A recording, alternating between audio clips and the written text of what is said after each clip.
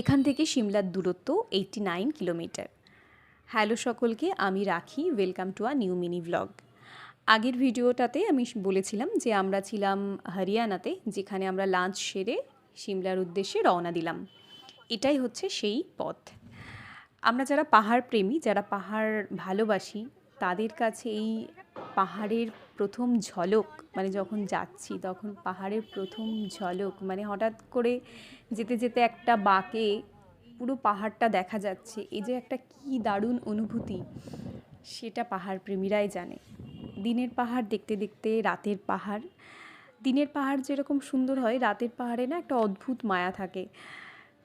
রাস্তা দিয়ে যখন যাচ্ছি, ওপারের পাহাড়ে শুধু আলো জ্বলছে টিপটিপ করে, সেটা অসম্ভব সুন্দর একটা দৃশ্য আমার মনে হয়। আর প্রথম দিন, সেদিন যেহেতু আলাদাই এক্সাইটমেন্ট ছিল। তো এভাবেই আমরা পৌঁছে গেলাম সিমলা, আমাদের হোটেলে, হোটেল সিসিএন। তখন প্রায় 11টা বাজে আমরা যখন পৌঁছাই। সবাই ভীষণ ক্লান্ত, তারপরে খিদেও পেয়েছে সবার। তো তাড়াতাড়ি আমরা, খুব বেশি ভিড় ছিল না, এটা একটা সুবিধে ছিল।